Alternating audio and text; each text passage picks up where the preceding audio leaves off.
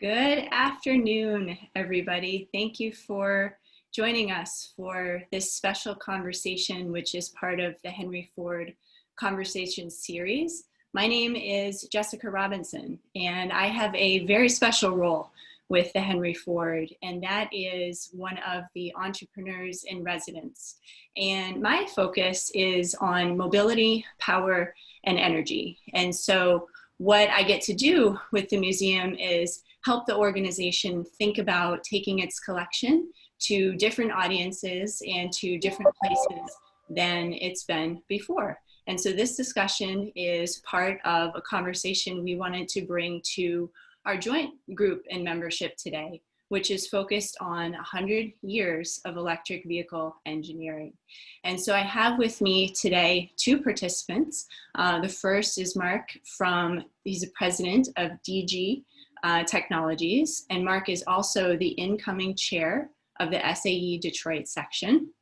And we also have with us Matt Anderson, who's the curator of transportation at the Henry Ford. And so I mentioned this is part of the Conversation series, and the Henry Ford Conversations is a virtual series featuring leaders like us in our fields who are discussing topics and trends relevant to the world that we live in today. And these sessions are hosted and curated in partnership with the Henry Ford's experts and held digitally, like so many things are today, here on Zoom. And so this is part of We Are Innovation Nation, the virtual learning series, which you can find out more about at thehenryford.org. And so I mentioned there's a couple organizations here today, and I mentioned my role with the Henry Ford.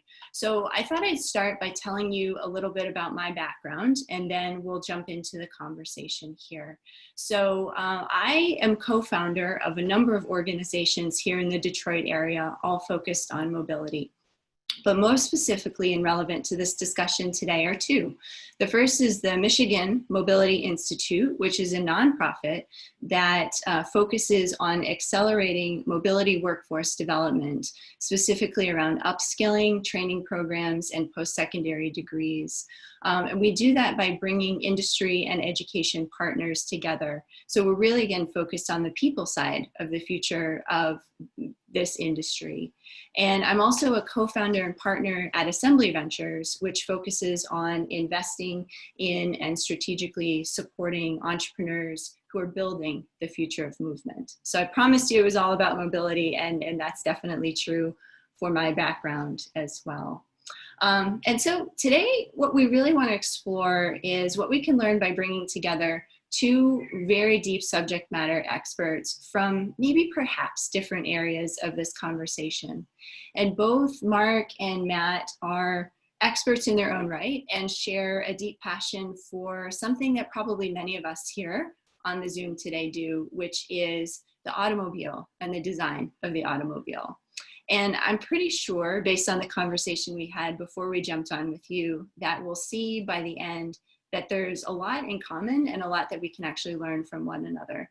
And so I'm pretty sure they'll be able to give you a better handle on their own backgrounds and experience than I could do justice to on my own. So Mark, let's start with you. Can you tell us a little bit more about your background, your current work at DG Technologies and the SAE Detroit section? Absolutely. Good afternoon, everyone. Mark Zachos speaking here. And, you know, SAE used to stand for Society of Automotive Engineers. SAE back over 100 years ago was started by some folks that included Henry Ford. Today, there's about 130,000 members worldwide, so it's a worldwide organization.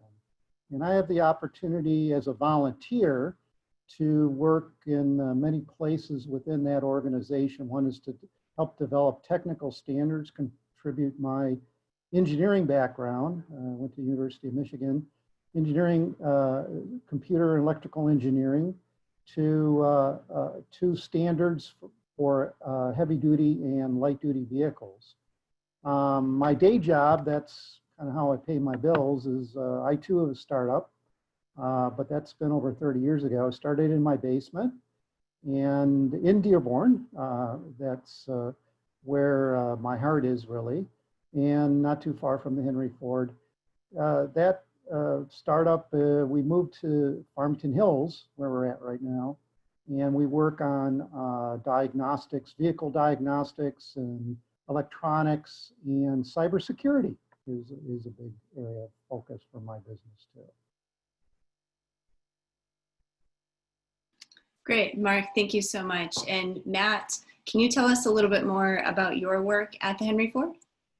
Yes, so I'm curator of transportation. So I work on developing, caring for, and interpreting the museum's mobility collections. So automobiles, railroad equipment, and airplanes in our case. And my own background, I've been in the museum field for many years now, and worked at railroad museums. I've worked at automotive museums, worked at a state historical society. But the real pleasure of working for the Henry Ford is that I get to combine all of those loves, every form of transportation that we have. But of course, automobiles are one of our real strengths, and that's the collection I tend to spend most of my time with, and have particularly enjoyed working with.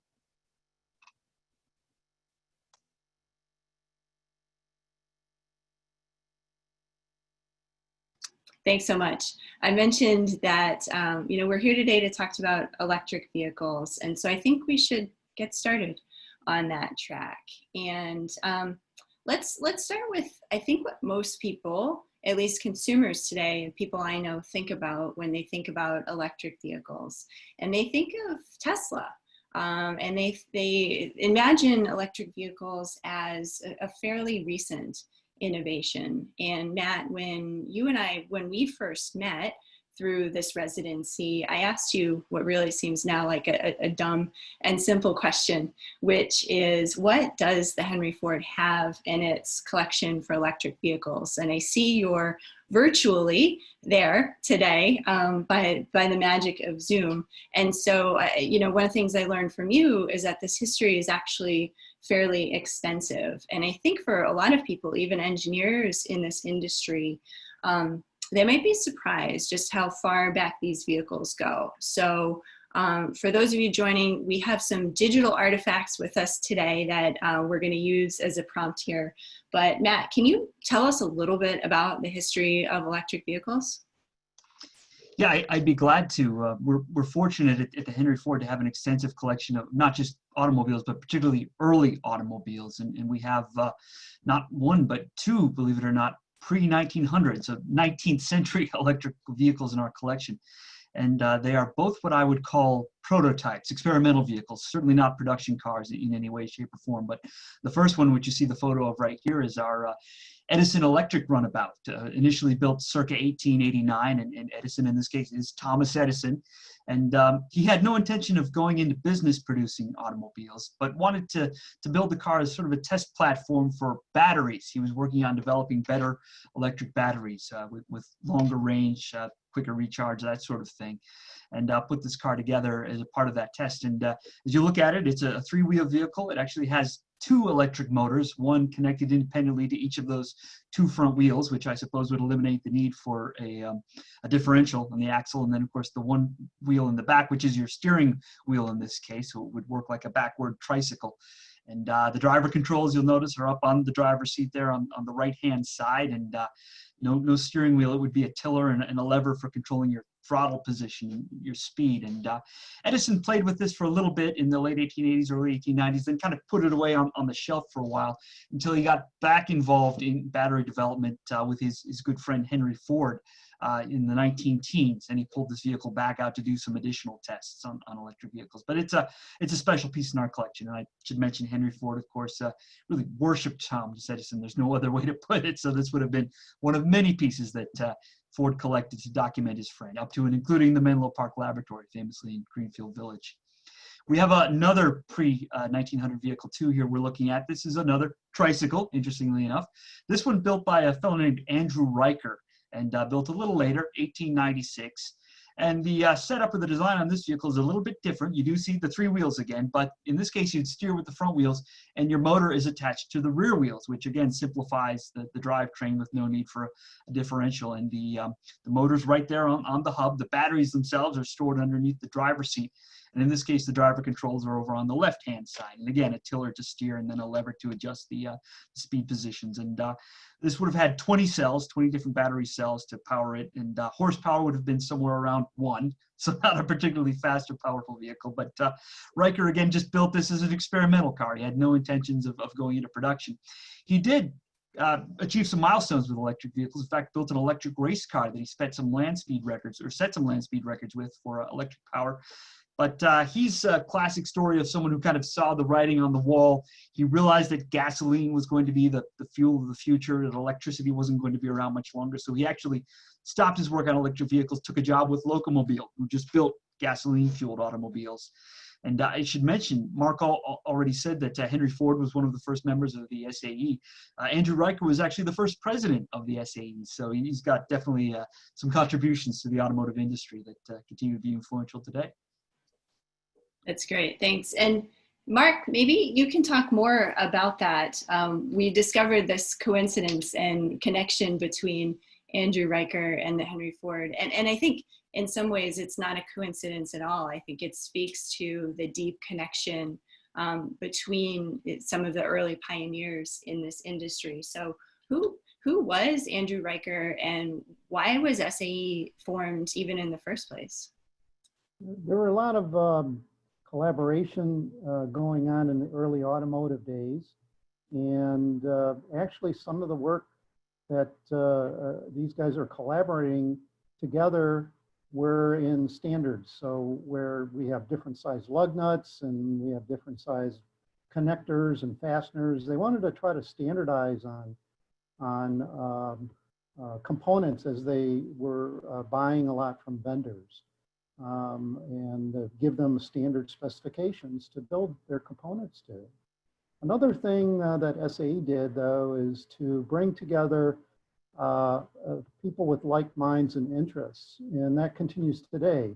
In fact, the SAE Detroit event has a lot of commonalities with the early days of SAE and the events that we're putting on here locally, bring together and learn from each other, both in the technical sense and kind of a social sense too. We can't do that today in our COVID world, but we love to, us engineers, we love to get together and shoot the breeze about fasteners or electronic components, believe it or not. It's kind of boring about that sort of thing maybe, but we love doing that on a social as well as a technical sense. So Henry Ford, Riker, and even Thomas Edison and all the other famous names you might hear of have been part of the early history of SAE. Of SAE, yeah, the Wright brothers too, which again, Right. So another interesting point I'll bring up real quick is that SAE, we changed the name from Society of Automotive Engineers to just SAE to recognize that SAE also has a very large membership base of aerospace engineers, automotive engineers for cars, trucks, and aerospace engineers as well. So things that go fast in the ground, on the ground and in the air, we're all involved in that in SAE. That's great. Yeah, and one of the things on the point of partnership and collaboration, the idea of bringing people together is the Michigan Mobility Institute and the SAE Detroit section are also partners, and some of the areas that we really hoped to focus on were building awareness of many of the careers that people actually have today. And Mark, you talked about kind of the evolution of engineering. We have this idea of the mobility engineer of the future. And so maybe we can get you to change your name yet further still to recognize that. But we're also really focused particularly for early and mid-career folks to continue to support people throughout their journeys. And I think again, what better way? Yeah, the Detroit section, I should like to mention, also offers scholarships. So you can go to our SAE Detroit website, and we really want to promote the opportunities for young people that want to get into a technical career. SAE does really encourage that, and we've got a strong support network within our section for scholarships and STEM education. Absolutely, yeah. So as folks are listening to this conversation, maybe just jumping in as you're transitioning from different meetings, I want to remind everybody that we do have the Q&A section open. So if you have a burning question about the history of electric vehicles or a particular SAE standard that you really are curious to dig into, we've got the experts to do that. So please do make use of Q&A. Don't know that we'll be able to get to everything, but it's again a chance for any of you all to participate in this discussion today. And so as I'm out about in the world, one of the questions that I get asked all of the time related to electric vehicles is range. We talk about range in the sense of how far can these vehicles go on one charge. We talk about range anxiety in consumer adoption today of, am I confident that if I purchase or use an electric vehicle, it will actually get me to where I need reliably? Am I going to break down? And so a question I want to throw out to both of you here is, what's changed over time? And maybe what are some of the design considerations that engineers have actually had to deal with as it relates to batteries? And I'll throw it out to Mark, Matt, both of you to jump in on this one.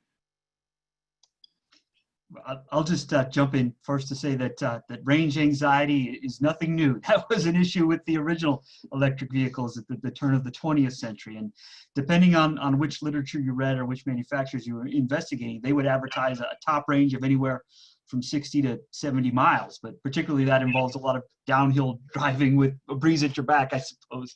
I think in reality, the range probably would have been closer to 35 or 40 miles between charges. But, it was an open question for the first 10 or 15 years of American automobile development, whether we would be using electric, gas, or steam automobiles. We shouldn't forget those either. And they all had their advantages and they all had their disadvantages. But electricity in particular was well suited to urban environments. It was clean, it was quiet, it was much easier to drive the vehicles. You're flipping a switch and moving levers. There's no gears to shift. You're not getting out and crank starting the engine as you would with the early gasoline powered engines. The problem was once you got out of the city, electricity became hard to find. In rural areas, I mean, they may not have been electrified until well into the 1930s. So that was sort of a major nail in the coffin, if you will, of electric technology. And then when the electric starter is introduced by Cadillac in 1912, and now you can just flip a switch and the motor starts your gasoline engine, that really is what started the downfall of the first wave of electric cars.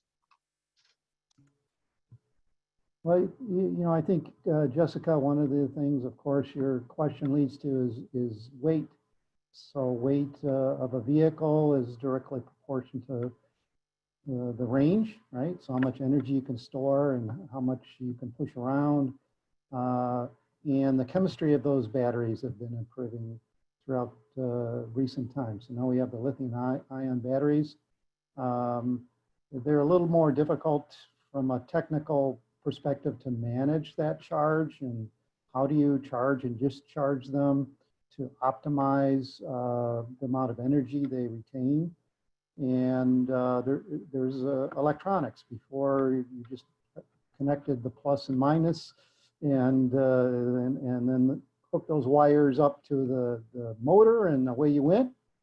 But today it goes through a battery, goes through the electronic system that manages the charge, the discharging, the heat dissipation, and the driver demand, and allows for many other complicated control strategies, of course, that you never had in the past. That's great, thanks. Mark, there's a question we have in the chat around kind of promising next generation battery technology around density, range, and maybe even charging time. Is there anything more that you want to add on that topic?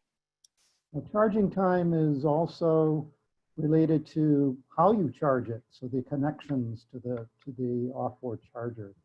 You use inductive charging or conductive charging systems. What's the standard for that? Do you have a connector that plugs in the quarter panel on your car and hooks it up to the off-board charger? Do you drive the vehicle over a pad and have inductive charging as you move along.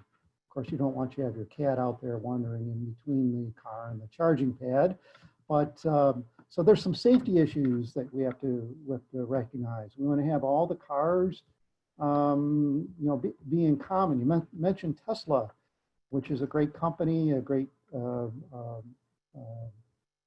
vehicle that they have, but they have a unique charging system that they developed themselves that optimizes the connectors, optimizes the way that the energy is drawn from the grid into the battery system. It's not a standard. Other car companies, other vehicle manufacturers don't do it that way. So if you buy a Tesla and have a charger, you can't, you know, move that charging system onto another brand vehicle. So that's something that SA helps with all the time, is trying to come up with technical standards to that. The cross-platform standards, yeah. And I would add two things in this subject. One is I'm seeing a lot of startups now think about battery management, and in particular when you have multiple batteries together, managing the state and flow of each of them, so you're not constantly draining one of the cells or one of the batteries, and, you know, doing more smart management there. And then just the other, you know, kind of consistent pursuit around range, and making sure, you know, that people start to feel confident and actually understand how far their trips are, and what they really need for a range perspective. And, you know, maybe Matt, that actually leads into something I wanted to ask you about, kind of picking up on this subject of range and charging, which is, you know, the vehicle evolves, the infrastructure around it has to evolve as well. And we think about, you know, again, various automakers building out charging networks in the modern day. But it turns out that the charging technology, right, and has had to evolve with this. So, you know, what do we know about kind of the history of charging technology? And there is a question here about, you know, one of those early EV owners, Mrs. Ford. Where did she have to recharge her vehicle in the Dearborn to Detroit and back trip? Could she make it round trip? No, that's a great question. And yeah, one of the more unusual vehicles we have in our collection is the Detroit Electric that was owned and driven by Clara Ford. You'd think she'd be driving a Ford or a Model T, but no.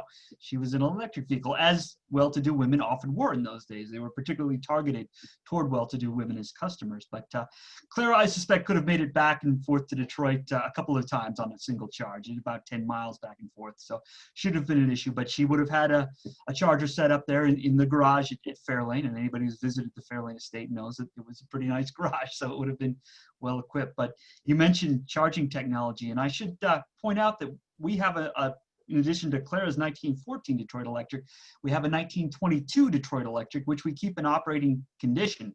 And if you've been to some of our special events like Old Car Festival, you may have seen this vehicle operate.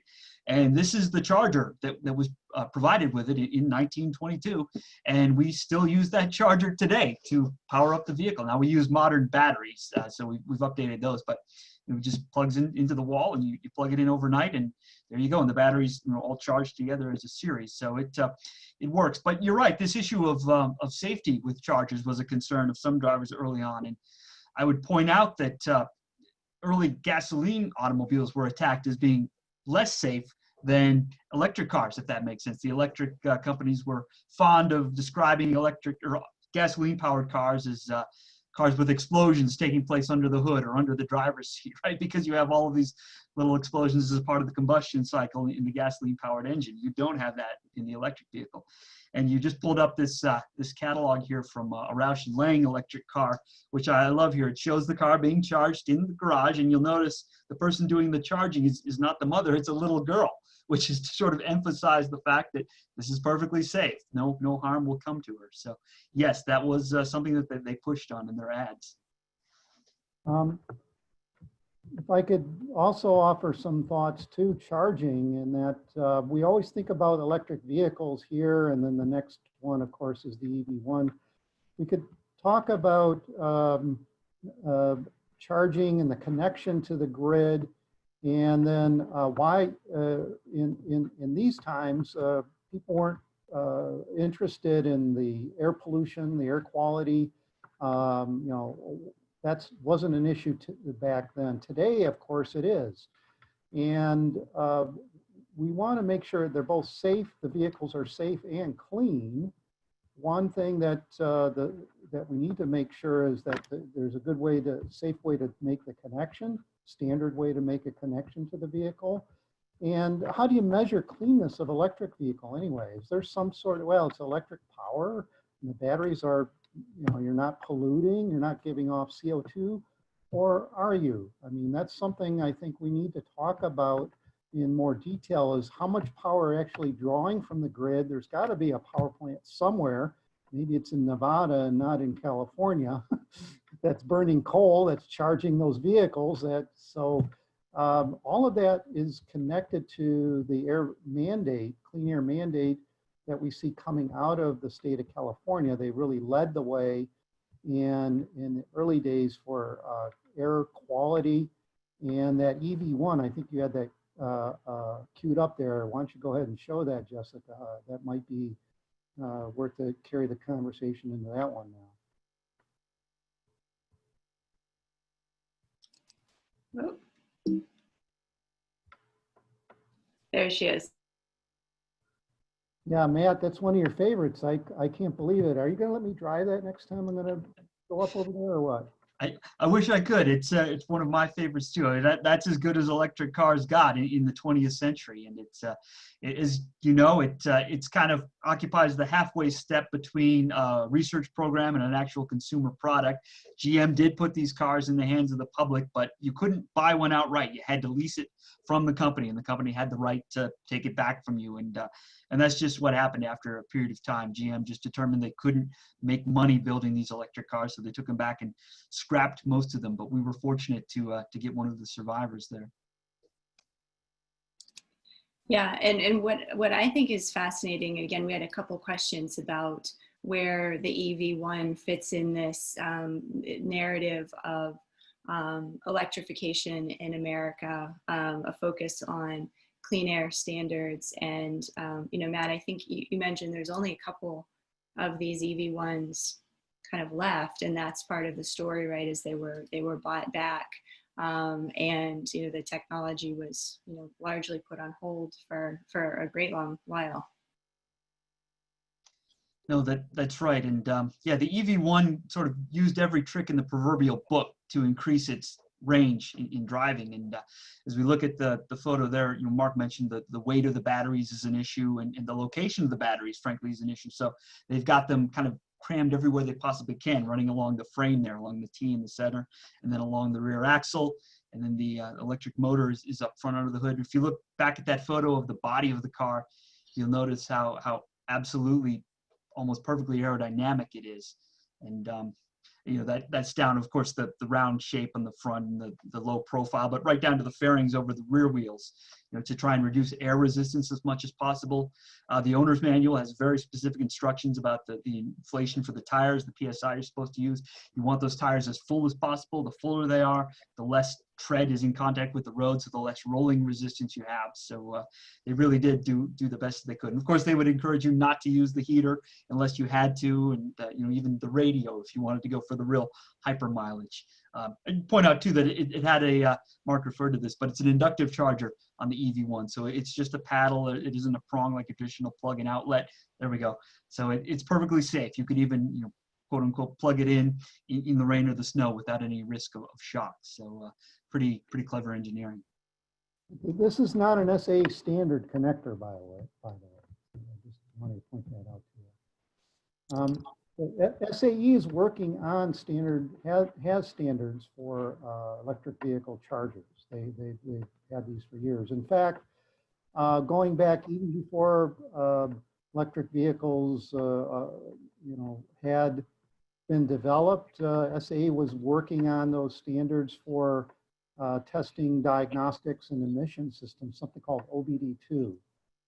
Plugging something into the under the dashboard of the car, a diagnostic tool There's some standard messages that the tool asks the car, hey, are you polluting, or is everything okay? How are you operating? So it helped the mechanic figure out what's wrong with the vehicle and get it back on the road and running in top condition again. Even electric vehicles today, though, have those diagnostic ports on it. They do it something a little differently. Maybe they don't have a physical connection. Maybe they do it by Wi-Fi. You just walk up to it with your smartphone, connect to the vehicle through a wireless link and say, hey, what's wrong with you? And, get some trouble codes and figure out, go from there, how to fix the vehicle. We're working on standards to do that in SAE, but we have to be super careful and not just the security of getting shocked. If you plug in a high voltage, we have to be super careful. Also, something called cyber secure, where the hackers might also connect up to your car. You didn't have that problem back then, did you? No, you did not to the same way that we do today. Yeah, no, lots of considerations, both the past and the present, in terms of safety and the evolving definition of safety too. I do want to pause for a second. Thank everyone for asking your questions. We're trying to queue them up as many as we can. But Matt, maybe for you, a couple of folks were asking, hey, can we show this picture or that picture again? We tried to do that, but Henry Ford has really invested in bringing its collection to the internet in a digital form. Can you talk more about how people find these photos? And also, there was a question about a book on the history of EVs. Curious if you or Mark know of one. So resources, where can we find out more with these particular vehicles and things we're talking about today? Yes, so I'm glad you mentioned our digital collections portal. We are working to digitize as many of our artifacts as we can, and of course, starting with the big things like the automobiles. So if you go to our webpage, thehenryford.org/collections, it'll take you to our front door, and you can search there and find photos of many of the vehicles in our collection, multiple photos in some cases of interiors, exteriors, and motors in the case of these vehicles. So definitely a resource worth checking out. We also have something there in that portal that we call expert sets, where curators bring together a number of different objects in one set that are connected on a theme, and we have a couple of those, and maybe we can share the links at the end of this talk. But there's one on electric cars being marketed toward women, so we have not only the cars, but also some brochures and advertisements of the time, and then some other pieces on electric-related power, but certainly worth checking out. And I apologize, the other question was about... Is there a book? Has someone written a book on the history of electric vehicles? Yes, there are a number of great books on the American automobile. I always recommend John Heitman, The Automobile in American Life is a great place to start.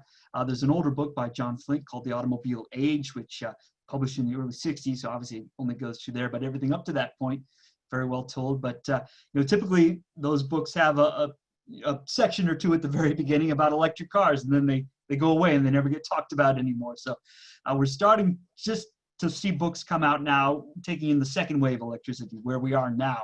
And there have been a couple of recent titles, and I apologize, I can't remember the name off the top of my head, but if you go to McFarland Publishing, it's a firm that specializes in automobile books.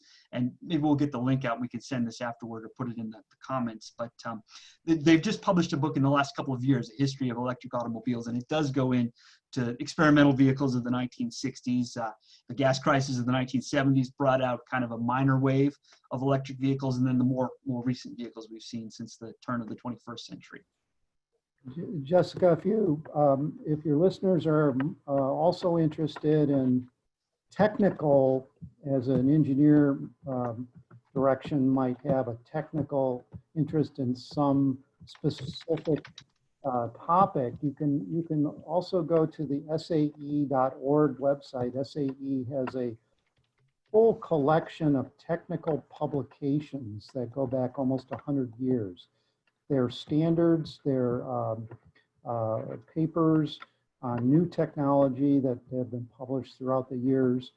A great historical thread, if you will, and not only what's happening today, but you can go back in time to all of those standards and technical papers have been digitized now.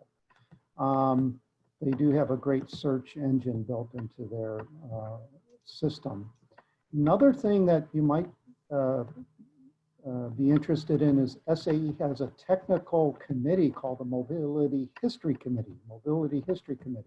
So these are made up of engineers, and again, they focus not necessarily on the literature or how the car was built or looks, or maybe some of the things that are more technical in nature, that how that specific battery worked, or that electronic system worked, or the engine operator, the ABS controller, and that sort of things.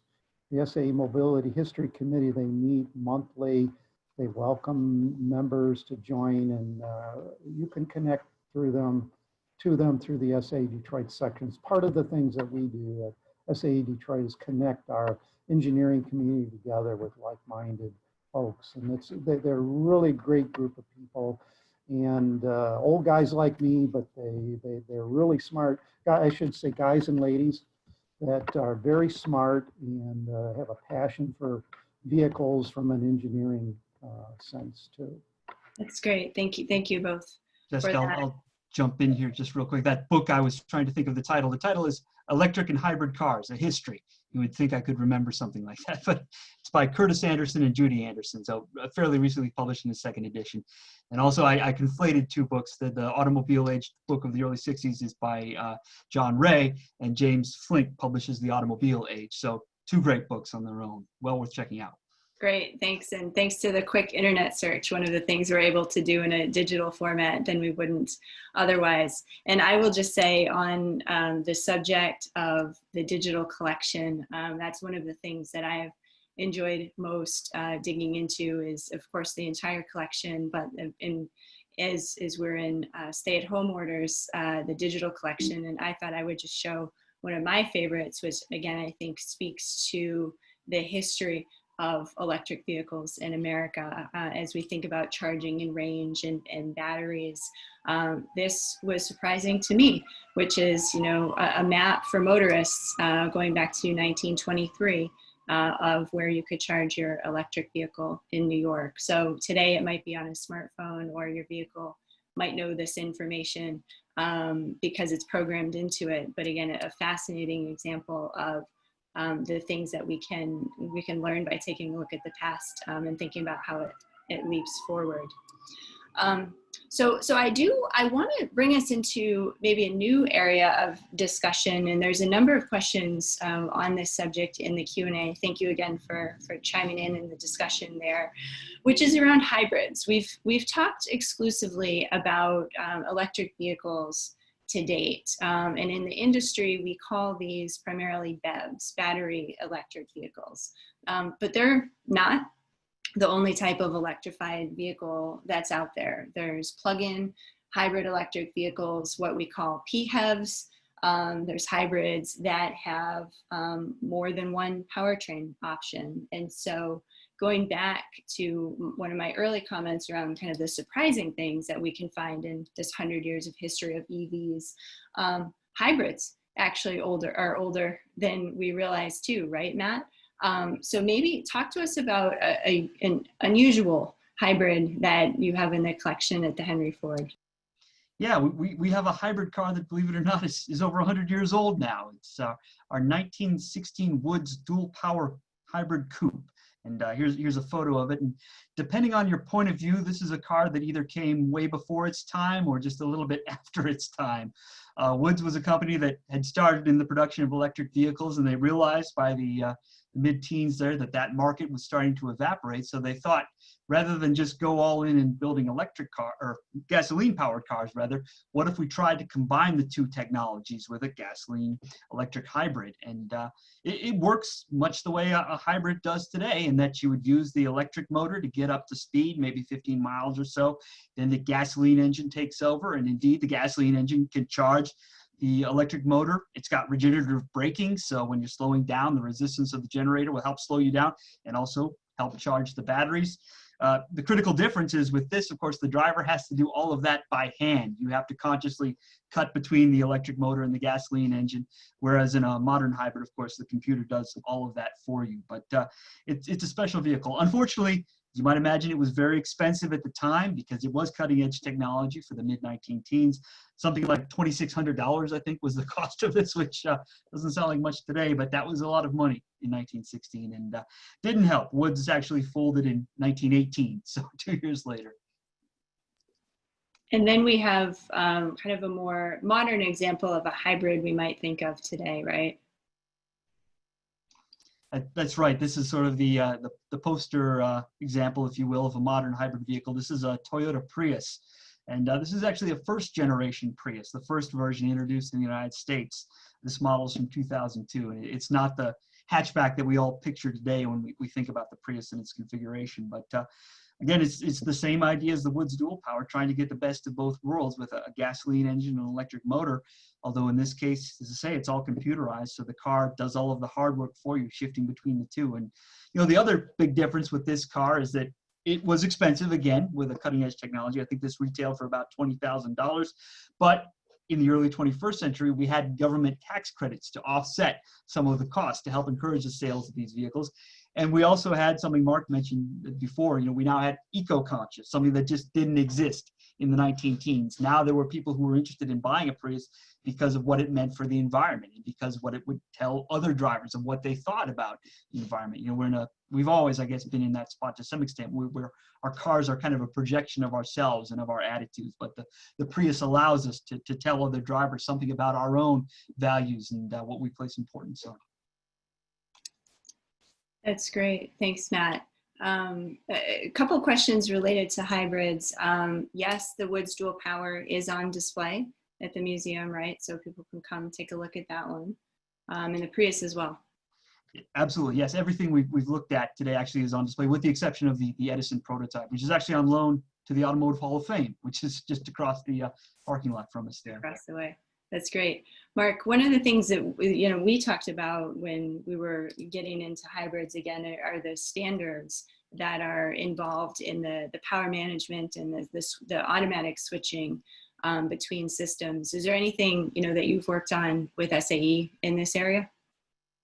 You mentioned that Prius, and that was a great example of an excellent engineering project. So with the SAE Detroit section, we had many events, and I actually got to meet the chief engineer who ran that project at one of those SAE events. The challenge there that I had a brief discussion with him. One of the challenges is that these standards didn't exist. I don't know how often the switch between battery mode and get the IC charged up, and how far, and what's the requirements there. Where do these all come from? So to develop standards, you need, first of all, some engineering requirements. And when they don't exist, you have to invent them yourself. Another thing, and SAE does that. We get the best minds together, gain consensus throughout the engineering industry, and we'll figure those things out. What's the optimum charge level of that battery, and those things around the connections and the charging systems, and etc. Part of the story also, though, you might be interested in, is that the state of California, for example, and the US EPA has defined regulations, and they do apply also to hybrids vehicles. So you think of clean air standards today for the internal combustion engines, but believe it or not, they've been extended. Those requirements coming from the government have been extended for hybrids and even for battery electric vehicles. How much charge are you taking out of the grid when you charge your battery electric vehicle? There's a regulation behind that, and the SA creates standards, and then the vehicle has to remember how much charge, so it can be reported out using one of these diagnostic tools. And on that subject of charging and balancing, one of the things that we know in kind of the energy sector with the grid is that in many cases, the charge that you pull off the grid is priced accordingly depending on the time of day. In some cases, because it's related to cost of production, and in some cases because it's a demand management system. And there was a question in the Q&A around folks that have solar panels on their homes, or other potential energy sources, and can a vehicle interact with that potential power source. And that's actually there's a project right here in Detroit on the Wayne State campus. It was first built with Next Energy, but it's a small smart home, but it's very much focused on these questions of power management. And the home is wired for both DC and AC, which matters when it comes to both cars and our electronics today.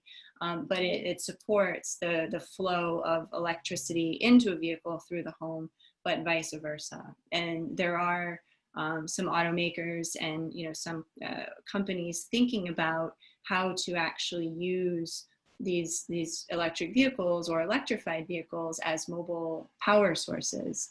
And to the question about future technology, one of the other things that I've seen is companies working on sharing of a total charge across a fleet of vehicles. And so you can imagine certain circumstances where this absolutely would not work. You're driving alone on a rural road for 20 or 30 or 100 miles. There's nothing to share. But if these vehicles are operating in a city environment, or they're a small electrified vehicle operating, let's say, in a manufacturing floor, they actually could share and do power management back and forth, particularly when we get to some of the more advanced computing that happens in some of these vehicles today. So the source and the flow back and forth is something a lot of folks are looking at right now. There was another question in the chat. Has anyone ever owned or driven an EV? And I can say affirmatively in this case, yes. I actually don't own a car now. The only car that I've had in the past 10 years was a plug-in hybrid. So the question was around, kind of what's it like? And so this again was a plug-in hybrid, which meant that I could put gas in it or I could charge it. And this particular vehicle would operate on the battery charge for a certain number of miles, and then the internal combustion engine, the ICE engine, would kick in after that. And frankly, I loved that car. The challenges for me were where I live. I live in a multi-family housing situation. I don't have a garage. I don't have a driveway. And so, the idea of a woman in her garage charging her vehicle, I was halfway there. I didn't have the garage part. And so I would have to charge at work, or my favorite was actually charging at the airport. When I would travel here in Detroit, Metro Airport has some very primo parking spots for electric vehicles. And so I could always count not on being able to charge, but getting a great parking spot as well. And then what I loved about that vehicle, frankly, was it was super zippy. And this is one of the unknown perks about electric vehicles, if you've never had the chance to drive one, is there's no lag in the design. When your foot goes down, that vehicle goes. And I'm not advocating breaking any motor vehicle rules here, but it does have a pep and a pickup that an equally sized sedan or hatchback might not have. So I appreciate that question very much, because we know even among people in the industry in Michigan around cars all the time, a lot of people actually haven't had a chance to drive an EV. And it is one of the things that we know in the industry is really important in helping people understand how they can fit into their daily lives. There's some industry research out that shows most of us still think electric vehicles are good for someone else. We want to stick with what we have now, and I think it's that exposure that's really going to help tip the conversation forward. Part of the conversation also, Jessica, I think, circles back to charging. How big is the battery? What's the range?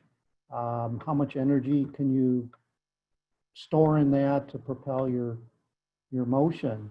If you think to a semi-truck, something heading down the interstate highway, it would seem, you know, that once you get up to speed, you don't need that much energy.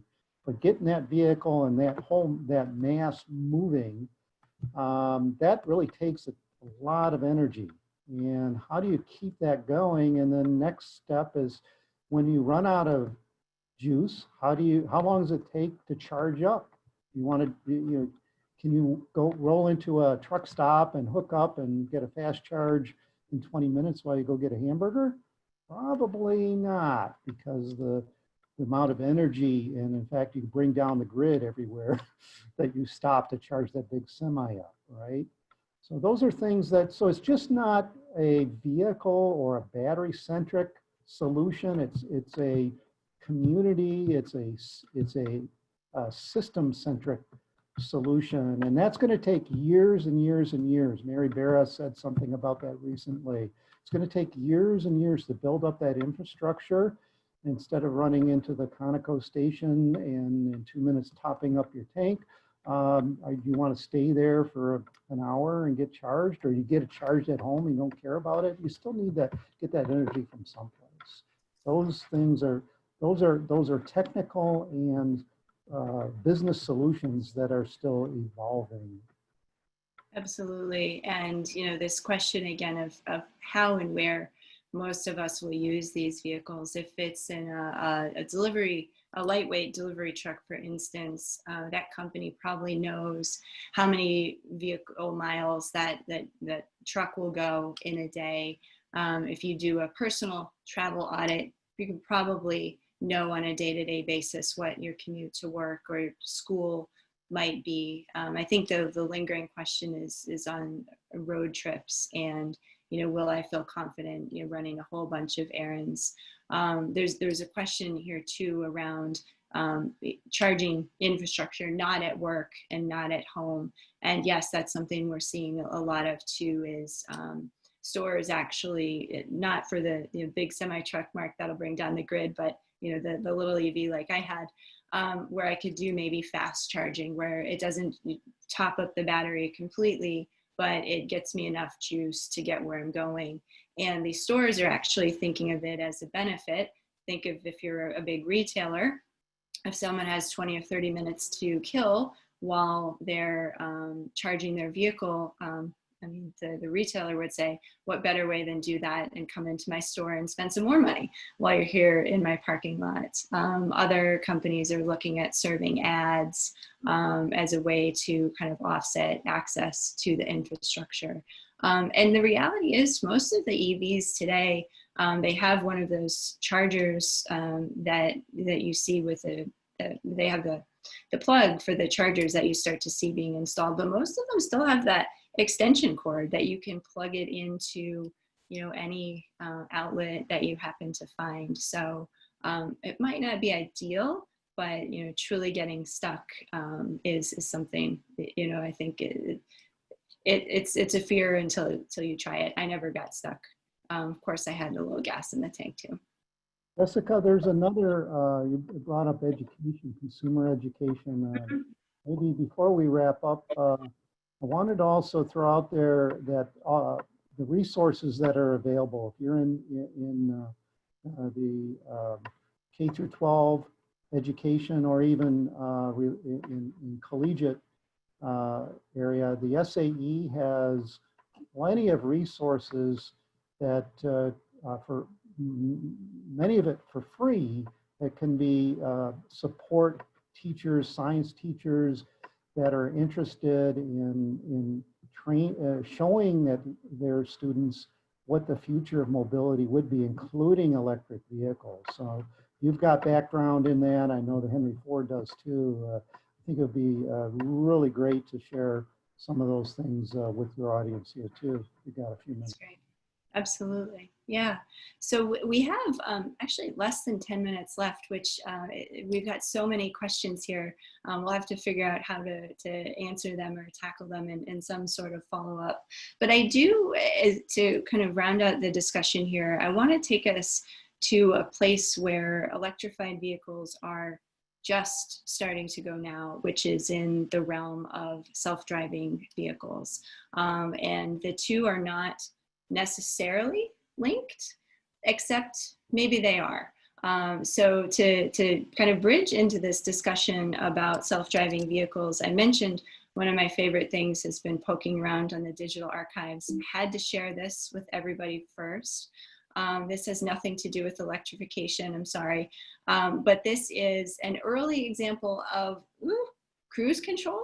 So this, Matt, is from 1950, right? And it's a ratchet system that you could actually mount next to your gas pedal to depress the pedal, and the catch would hold, and it would hold down the gas pedal. So you could cruise comfortably in your vehicle as you're going down the road, right? Yeah, sketchy is the only accurate way to describe this device. But yes, you'd install it yourself. It would lock down your gas pedal for you, and it was interlocked with the brake. So if you hit the brake, it would release the gas pedal. But obviously, it didn't adjust or compensate for hills like a modern cruise control unit. So it would be great, I guess, if you're driving over a long, level, flat stretch somewhere. But otherwise, no. But I think it just goes to the point that we've been trying to simplify the work of driving and moving in a direction toward autonomous vehicles for perhaps a lot longer than we might initially think. Exactly. So I know that there's an example in the collection at the Henry Ford around the future of autonomy. So Matt, I'll bring that up. Can you talk about the GM first generation self-driving vehicle? Yeah, this is one of the newest vehicles in our collection, and it does point the way toward what may be our future. This is a 2016 GM first generation self-driving test vehicle. This is one of the first vehicles they developed in concert with Cruise Automation. And these vehicles were tested out on public streets in San Francisco, California, and Scottsdale, Arizona, in the Phoenix metro. And the vehicles were driven, well, I say driven, but they were accompanied by engineers and folks who would be in the seat there. There were controls for the driver. There was an emergency button, so a driver could step in and take over if necessary. But for the most part, that wasn't necessary. These vehicles ran very well. They weren't involved in any serious incidents. And what really draws me to this vehicle is just how clearly sort of prototypical or experimental it is. I mean, you look at the way they just sawed out holes in the bumper there to put the mounts for the radar units up front, and then the LiDAR units on the top, and an array of cameras. And yes, AV vehicles are almost by default electric vehicles. The sort of electricity you need to operate the computers and the systems, it just dwarfs the amount you need to actually propel the car. In some ways, driving the car is the easy part. So this is an interesting case study, and it will be fascinating to see where we go.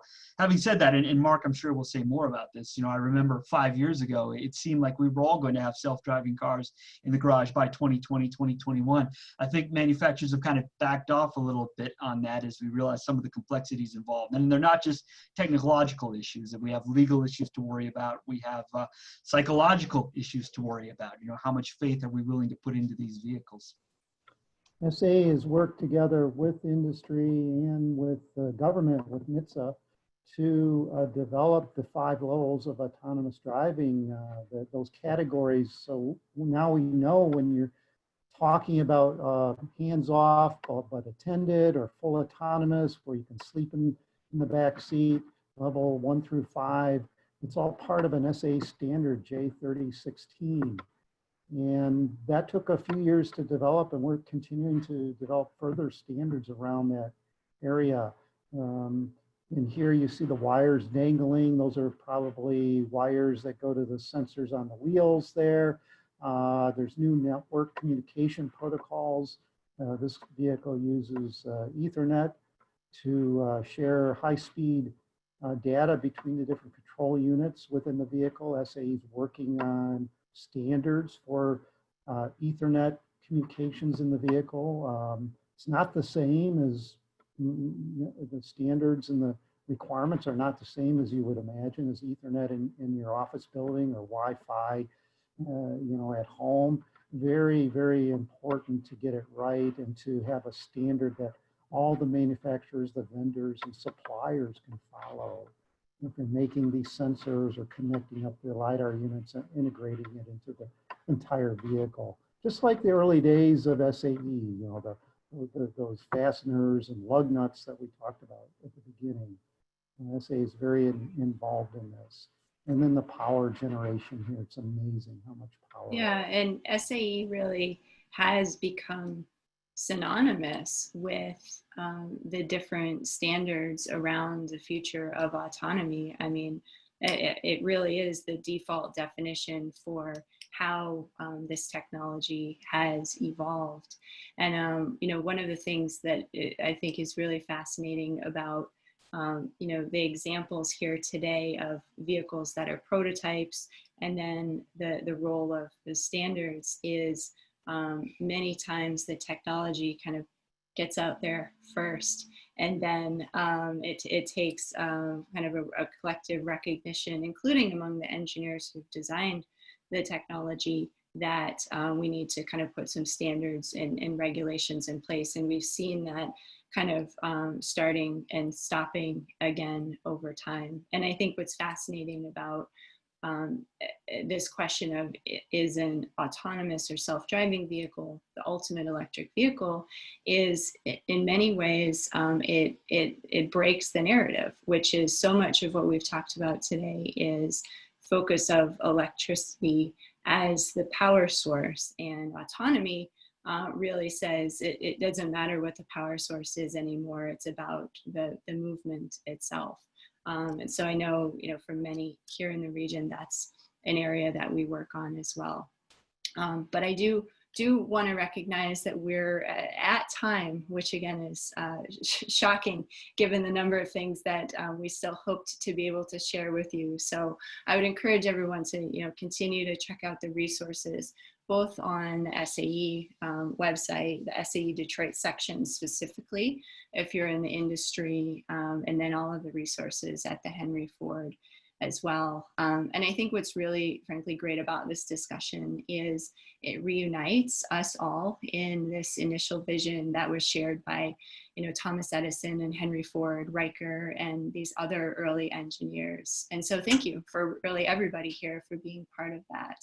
And as I mentioned at the Michigan Mobility Institute, we have this concept of the mobility engineer. And as someone whose technical and business skills, they cross specific domains within engineering, and they incorporate an understanding of both design and history and the ecosystem that these vehicles will operate in.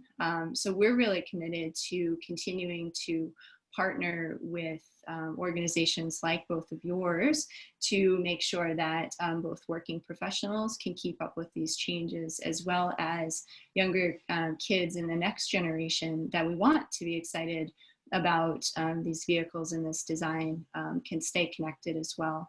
I know there were some questions about resources for young folks as well. It's an area that we're working on at the Michigan Mobility Institute as well. So I want to thank both SAE Detroit section and the Henry Ford for being great partners of Michigan Mobility Institute. You know, this programming and these conversations are possible only through that engagement. So from the bottom of my heart, thank you. And I'm really excited to continue to expand the innovation curriculum and access to the Henry Ford's artifacts. And so one of the things that I will be working on speaks to the next generation of engineers. And so we are working now on taking some of the innovation curriculum that the Henry Ford has developed and extending it to a group of summer interns from the city of Detroit.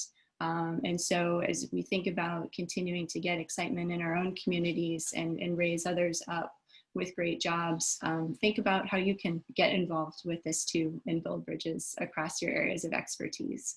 And so with that, I'll say thank you again. A recording of this discussion will be available through our various networks, but will be posted probably first on the Henry Ford's website on the YouTube channel, but look for it on Facebook as well. So thank you all and have a great afternoon. Thank you. Thank you.